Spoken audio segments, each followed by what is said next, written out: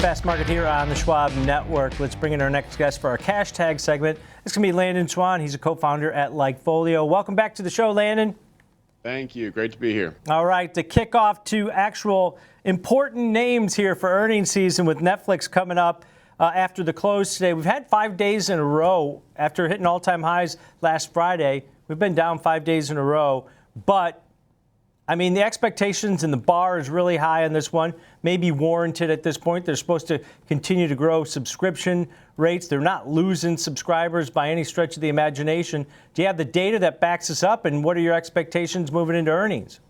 Yeah, I mean, I'll tell you, I think that this move down over the last little bit is more of an opportunity than anything. I mean, this is, it's the clear leader. I mean, they have 250 million subscribers, I think 277 million, more than any other streaming service. So they're the number one player in this space. And then you just got to look at, are they holding or growing their lead, and how are they measuring that? And I think that's really key because, we do expect a slowdown in subscriber growth, not losing customers, but, that derivative. We're expecting a slowdown in growth, and you can kind of see it here. I mean, the traffic is, it's kind of moving off a little bit, but when you look at how they're talking about, they're kind of, I wouldn't say they warned about this, but they put this out there to investors that I think that we're not expecting a lot of continuing growth on the growth, but we are looking at changing the way they report. Instead of talking purely about the number of people who are subscribing, it's how much money's being brought in,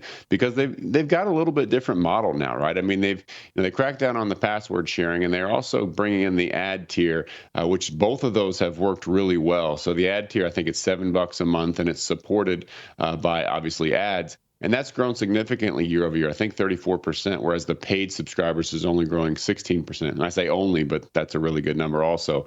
Last quarter, they had plus 17% revenue, plus 48% EPS. And you can see here in this chart, it's, just look at from left to right is the time, and then you can see Netflix is in green, and some of the competitors have their own color, YouTube in white, Roku gray, and Disney in pink. And so what you see over time is Netflix is growing this ad revenue over time, which is really important. That's plus 17% on a year-over-year basis. Whereas if you look at Disney, they're falling off. If you look at Roku, they're falling off. Even YouTube was growing, and it actually took a hit this last quarter that they reported. So Netflix is going the right way when it comes to pulling in more ad revenue. And I think that that's probably one of the reasons that they're more focused on the dollars coming in rather than the number of subscribers, because it's going to be easier to pull in cheaper subscribers, but you'll have less revenue per subscriber. But if they're ad supported, you can get a lot more money on a per subscriber basis. So I think that's really the key, is what's the shift that's happening within Netflix.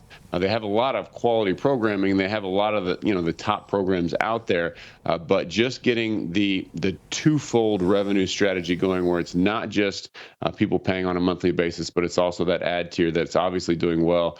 I think that's why this stock has basically doubled in the last year. And again, a little bit of a pullback over the last little bit, from maybe 736 to 695, something like that.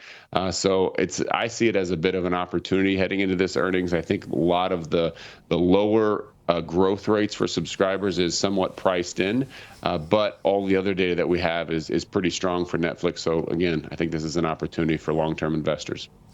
Landon, here's the stat that blew my mind. September of 2022, they had $533 million free cash flow. June of 24, $6.8 billion. So this company, for the last 2 years, has just banked cash. And their moat and the volatility that was involved in streaming in general, they are the clear winner, and so far ahead now of everyone that they are uncatchable, I think, in my opinion. That doesn't mean the stock's going to go straight up. As you know, it can be pretty volatile. It sold off pretty hard here. Is this sell-off, is this weakening ahead? Because they're going to put up good numbers with, what they're doing with advertising now is just another level of growth for this company. But $700 seems like one of those tough levels for this stock to get over. Can this earnings, is this enough to do it? Keep it above that 700 level? Yeah, I think so. And I think that, as an investor, you got to zoom out and think, where's this company likely to be in a year? They've clearly shown the ability to diversify their strategy, crack down on the password sharing, which consumers really didn't balk at because you want it. So you're like, all right, fine, I'll pay for it, right? And do this ad supported tier, which is hitting that demographic that's a little bit shy on paying $20 a month, and so they'll pay $7 and watch some ads. So they've been able to execute that. They are by far the dominant player in the space. And you look at who they're beating. I mean, they're beating Amazon, they're beating Disney, they're beating Hulu, Paramount, HBO Max. I mean, they're beating everybody. They're the number one, and they're almost to the point where they're the default choice for streaming, right? I mean, it's really becoming that strong. So yeah, you got a little bit of a dip here. Am I certain that they're going to go up on earnings? No, but I think it's greater than 50%. I think it's worth a bet for sure. Our earnings score, by the way, is plus 38, so it's strong, not ridiculously strong, but strong to the bullish side. And when you think about the average consumer, the average consumer in the U.S. has 4 streaming services, and they're paying $61 a month. Netflix fits in very well into that, so they're just one piece of the puzzle, but they're the default piece. That's the first one that everybody has. It's the last one that everybody cancels. And so long term, I think this is just a little bit of a buying opportunity. Short term, I'll bet on the upside. I think it's greater than a 50% chance that they're going up. I'd probably put it 55 or 60%.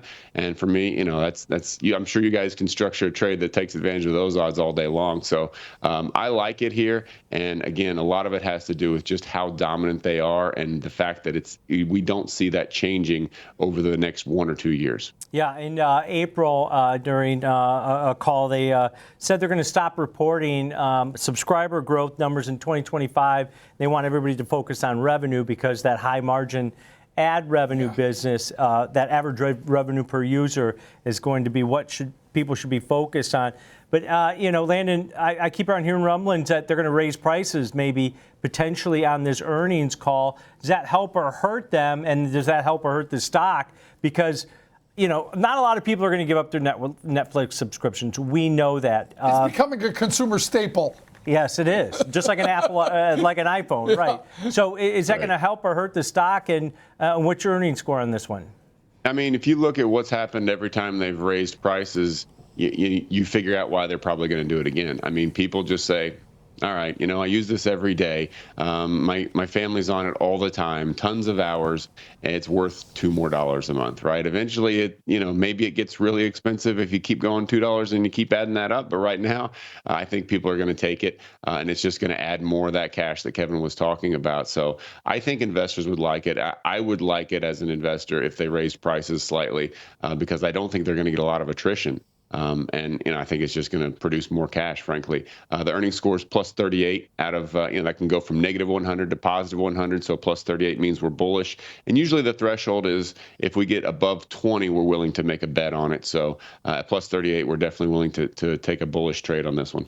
Yeah, and I think key going into this report is they might report good numbers. Watch the guidance because they always lowball the guidance. For some reason, maybe keep that bar low so they can beat it next quarter. But yeah, we'll have to wait and see. Great stuff, great data. As always, Landon, appreciate it.